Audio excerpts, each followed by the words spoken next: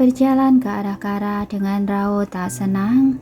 Ia hanya mengenakan jubah mandi, butir air masih melekat pada rambutnya, padahal tangannya memegang handuk setengah kering.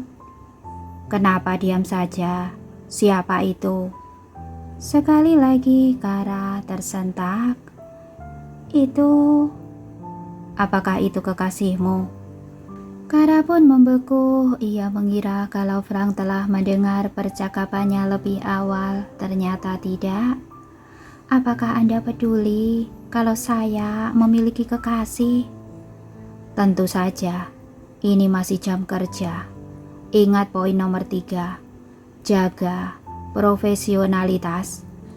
Kara nyaris memunculkan tawa, namun demi menjaga sandiwaranya, ia tertunduk menyimpan ponsel ke dalam tas, lalu berdiri di hadapan tuannya. "Apa tugas saya sekarang?" "Keringkan rambutku." Kara terbelalak. Itu pekerjaan yang mudah. Mengapa Frank menyuruhnya? Meski demikian, ia tetap melaksanakannya tanpa protes. "Sekarang apa?"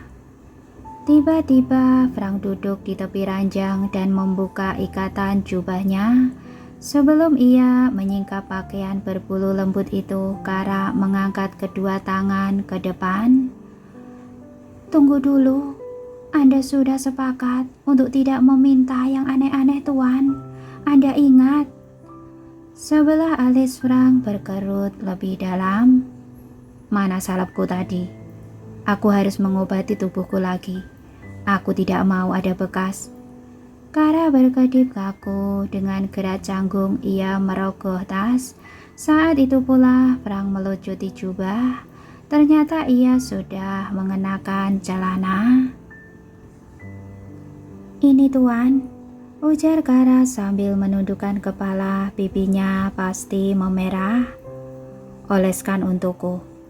Kara kembali terbelalak. Sedikit demi sedikit ia mengangkat pandangan. Begitu mendapati tubuh Frank yang dipenuhi bintik merah, ia terkesiap. "Astaga, alergi Anda separah ini. Anda beruntung. Wajah Anda tidak ikut merah dan bengkak." "Berhentilah bicara. Laksanakan saja tugasmu," tutur Frank kesal. Kara pun duduk di sebelah Frank. Kecanggungannya telah tergeser oleh keprihatinan. Selagi pria itu terpejam, ia mengobati setiap tanda merah dengan hati-hati. Ia tidak sempat memperhatikan betapa sempurna otot-otot yang disentuhnya.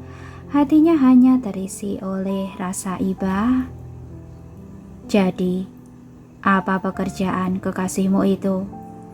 Kara bergeming sejenak. Itukah alasan Frank lebih banyak diam? Menerka-nerka orang seperti apa yang disukainya? "Bukankah Anda tidak suka bergosip?" gumam Kara sambil menggerutu. Frank diam-diam mengepalkan tangan. "Memang, aku hanya penasaran. Laki-laki macam apa yang jatuh cinta pada gadis bodoh dan ceroboh sepertimu?" Kara mendengus tetapi tidak memberikan jawaban. Frank terpaksa mengubur rasa penasarannya dan mengipas-ngipasi badan.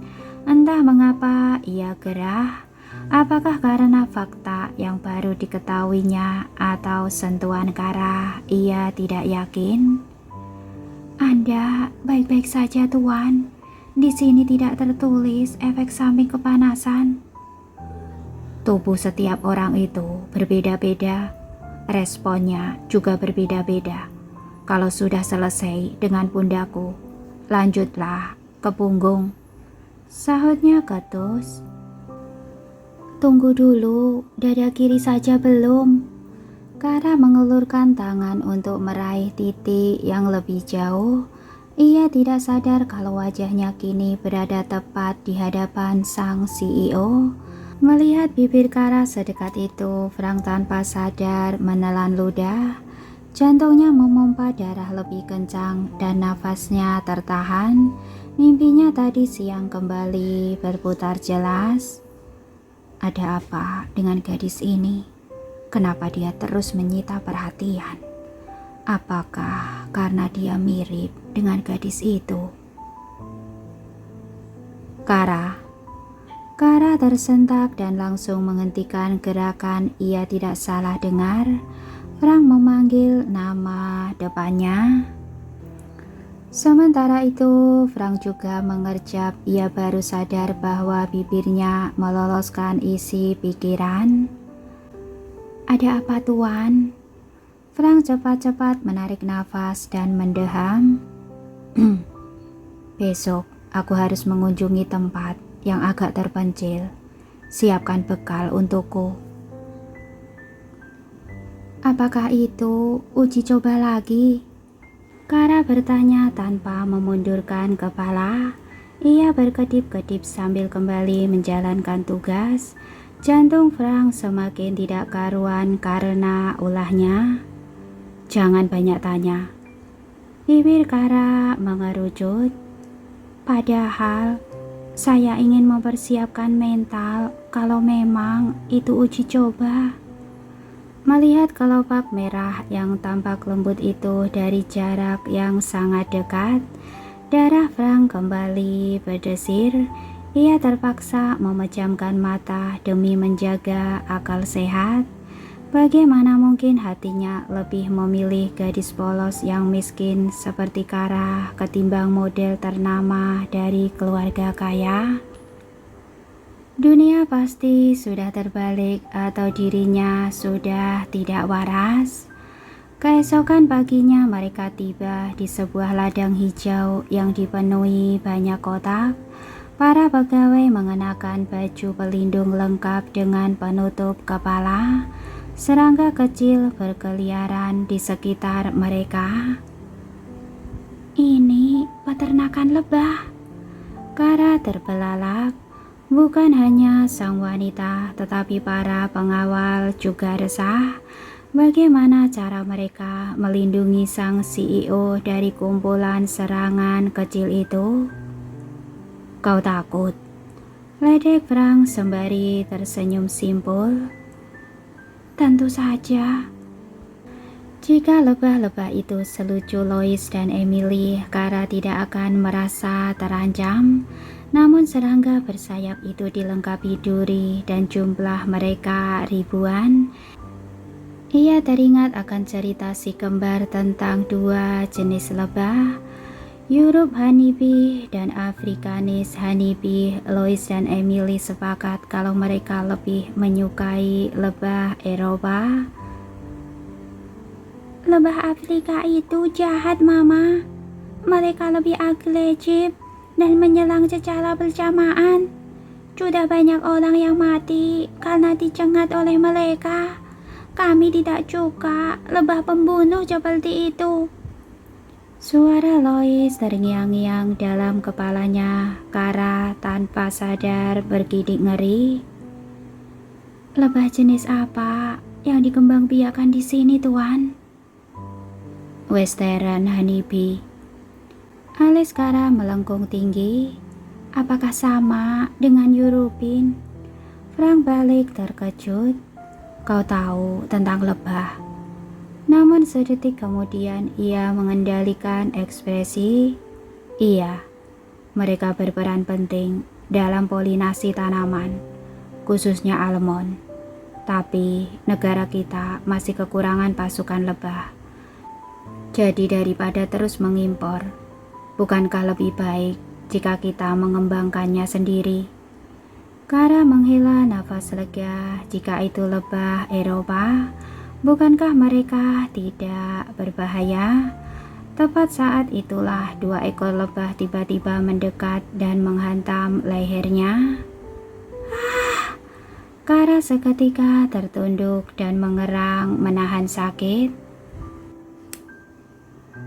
Frank terbelalak menatap Kara. Gadis itu telah membungkuk dan menutupi leher dengan kedua tangan. Sepertinya dia tersengat lebah, desah salah satu pengawal. Anda sebaiknya menunggu di dalam, Tuan. Kami akan membawakan baju pelindung untuk Anda. Usai mengangguk, Frank bergegas ke mobil.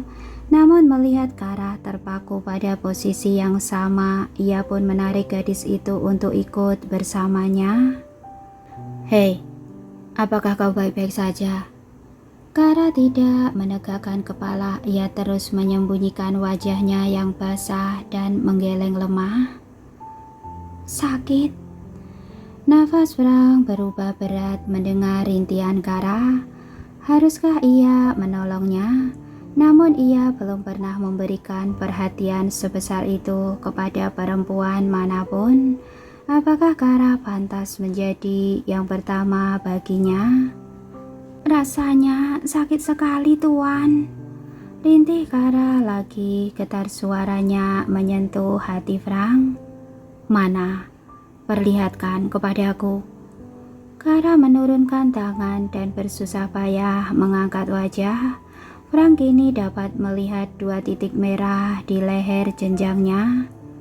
"Bersandarlah, aku akan mencabut durinya untukmu."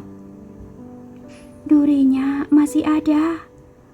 Frank mengangguk dan menarik sehelai tisu. "Karena itu kau masih merasa sakit." Kara terpejam saat Frank bertindak. Alisnya berkerut gusar dan mulutnya terbuka meloloskan desah. Tangannya yang semula terkepal erat spontan meraih jas sang CEO saat duri dikeluarkan. "Itu lebah Eropa. Tapi kenapa sengatannya sakit sekali?" "Mereka menyengat di titik sensitif. Wajar saja jika kau kesakitan." Timbal Frank secara tidak sadar. Ia terlalu fokus untuk mengeluarkan duri yang lain. Sekali lagi Kara mengerang. Setelah itu tubuhnya langsung melemah seolah energi tersedot habis dari tubuhnya. "Kau aman sekarang," ujar Frank sembari membuang tisu ke kotak di sudut limusinnya. Bukannya setuju, Kara malah menegakkan badan dan membuka mata. Tangannya mulai menggaruk bekas sengatan. "Jangan digaruk, rasa gatalnya malah akan bertambah." "Tapi aku tidak tahan." Ringisnya lirih, ia bahkan mulai menggunakan 2 tangan. Tanpa terduga, Frank menahan pergelangan Kara. "Ku bilang jangan digaruk. Lihatlah, lehermu semakin bengkak. Kalau infeksi bisa gawat." Kara meronta berusaha meloloskan tangan. Pundaknya bergerak-gerak mencoba meraih titik gatal. "Ini sungguh menyiksa." Entah apa yang merasuki Frank, ia membawa bibirnya ke leher Kara. Dengan lembut ia mengecupi bekas sengatan itu. Kara sontak terbelalak dan menahan nafas. Letupan besar baru saja menghantam paru-parunya. "Bagaimana? Merasa lebih baik?" Kara mematung otaknya seolah lumpuh. Ia tidak bisa berpikir ataupun bergerak. Matanya bahkan sama sekali tidak berkedip. Frank tersenyum miring mendapati ekspresi itu. Meskipun Kara selalu bertindak seolah jijik dengan sentuhannya, ia tahu bahwa tidak ada wanita yang mampu lolos dari pesonanya. Sekali lagi Frank merapat ke leher Kara. Bibirnya mendarat pada titik kedua. Ia menggaruknya lembut dan sesekali menggunakan lidah. Pria itu bisa merasakan Kara menelan ludah karena aksinya.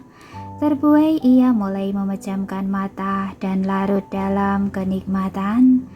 Kara sungguh wangi, tidak heran jika para lebah tertarik padanya dan sang pria enggan menjauh darinya. Aroma sitrusnya yang khas begitu memanjakan. Frank bahkan beberapa kali mencuri kesempatan mendekatkan hidung dan menggelitik leher gadis itu dengan embusan nafasnya. Kara tidak tahu harus bagaimana. Bahkan Vinny tidak pernah sedekat itu dengannya. Permainan Frank begitu lembut, sangat berbeda dengan perlakuannya selama ini. Ia tahu bagaimana cara membuat pipi Kara semakin merah.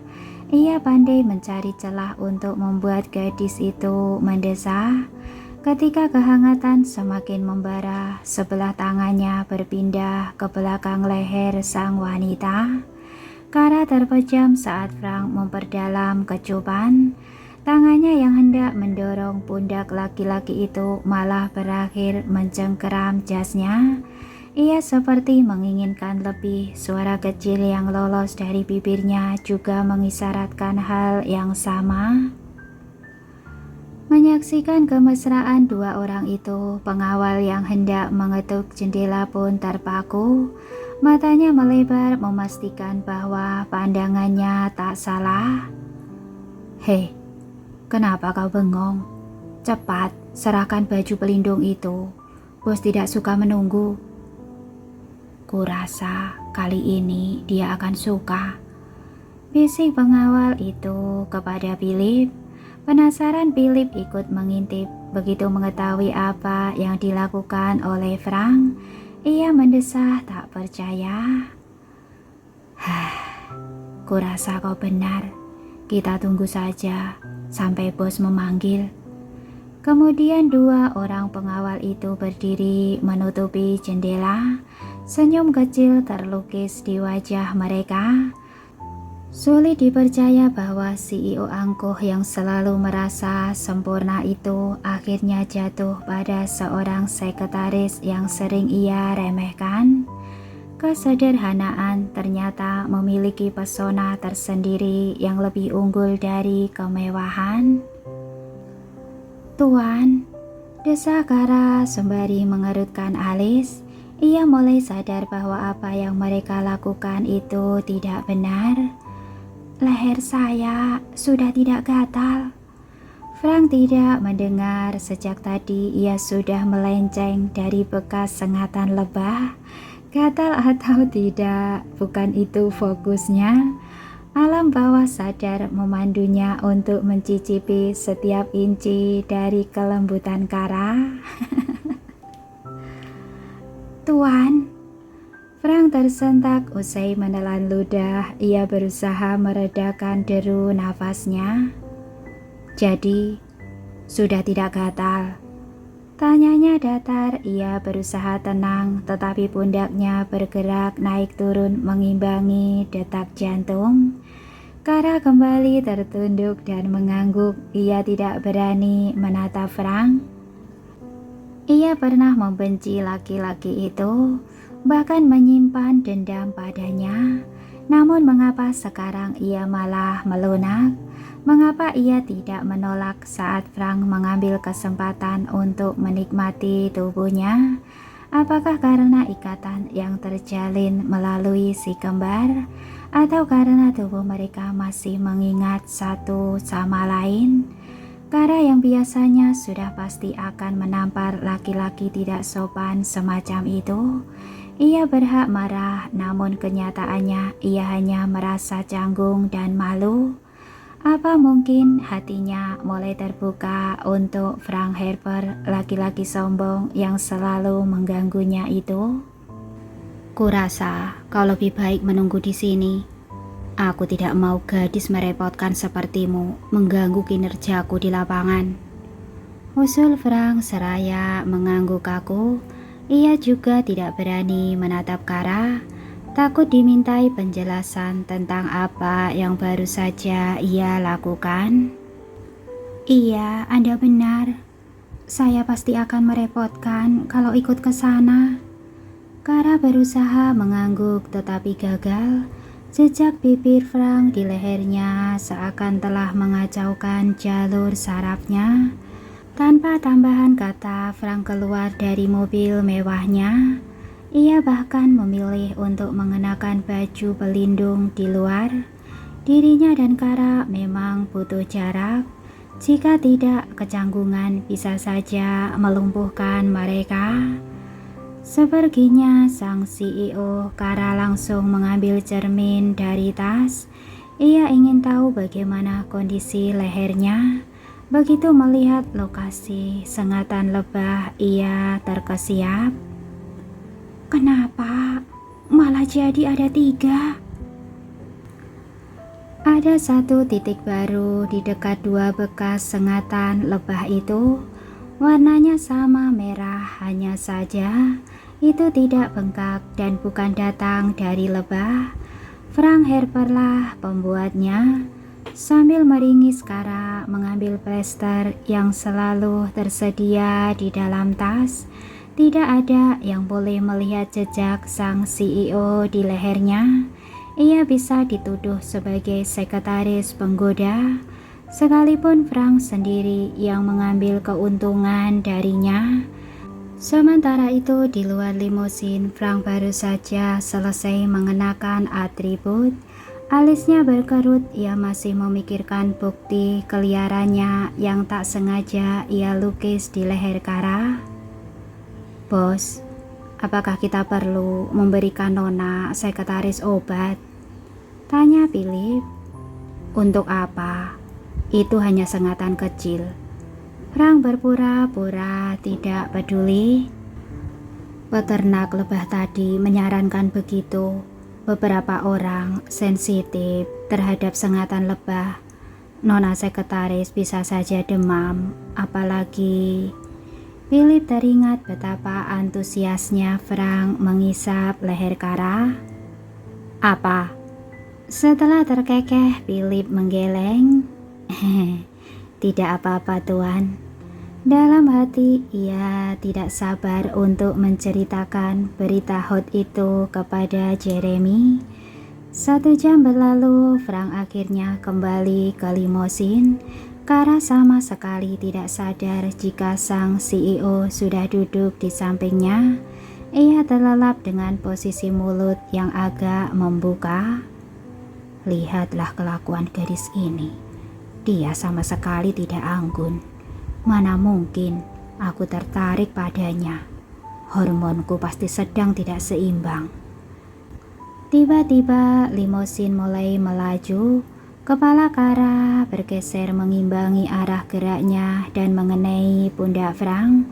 Laki-laki itu spontan menaikkan sedikit lengannya, menjaga Kara agar tidak terpeleset dari pakaiannya yang berbahan licin.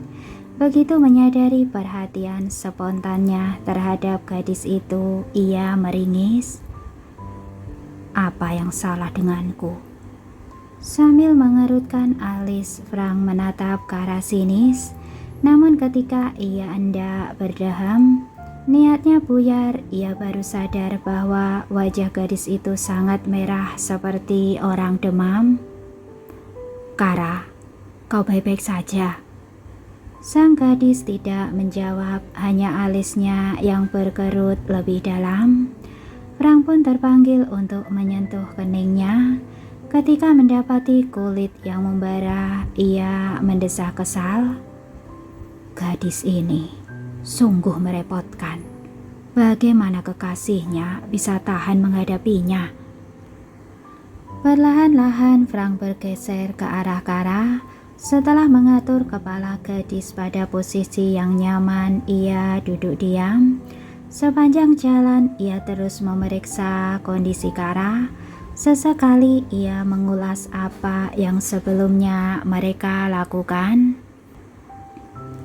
Apakah luka sengatan itu infeksi karena ulahku?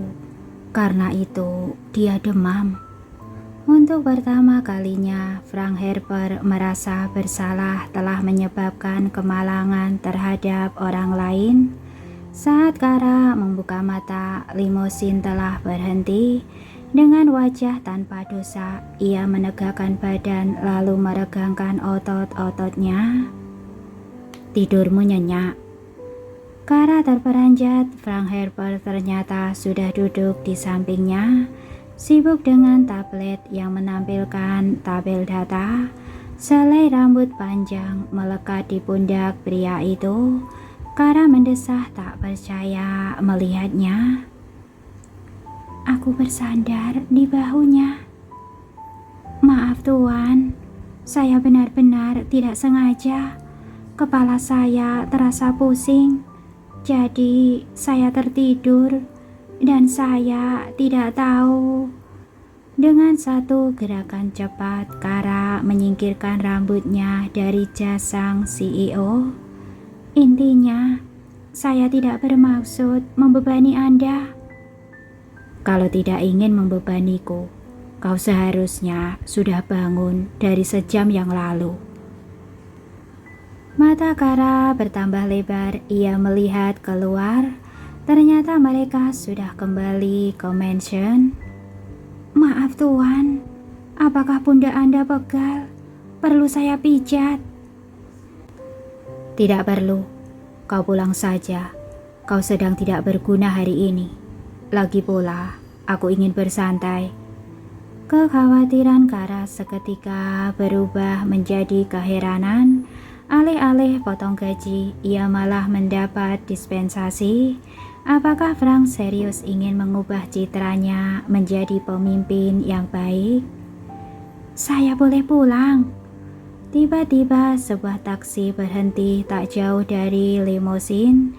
Sesaat kemudian seorang pelayan turun dengan menenteng banyak kantong belanjaan.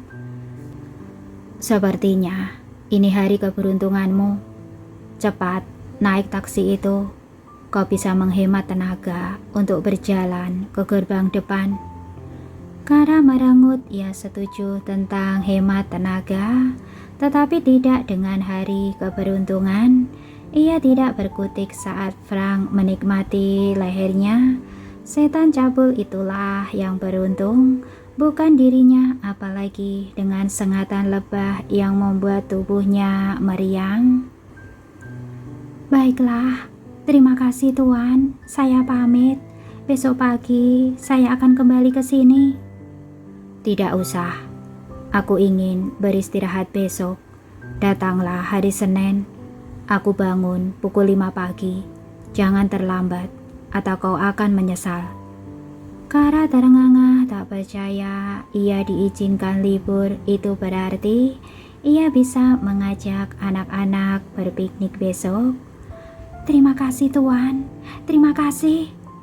Setelah meraih tas, Kara bergegas masuk ke taksi. Ia pergi tanpa mengetahui apa yang sesungguhnya terjadi. Tuan sepertinya sudah jatuh cinta pada nona sekretaris. Benar, tapi dia enggan mengakuinya. Dia bahkan meminta Bibi untuk berpura-pura pulang belanja. Selagi para pengawal menggosipkan dirinya, Frank terus mengamati taksi yang ditumpangi Kara. Setelah mobil yang dipesannya itu menghilang dari pandangan, barulah ia turun dan masuk ke mansionnya. Saya ucapkan banyak-banyak terima kasih buat kakak-kakak semuanya yang sudah mengikuti dan mendengarkan cerita yang saya bawakan. Sekian dulu untuk hari ini, dan insya Allah akan saya sambung besok. Wassalamualaikum warahmatullahi wabarakatuh.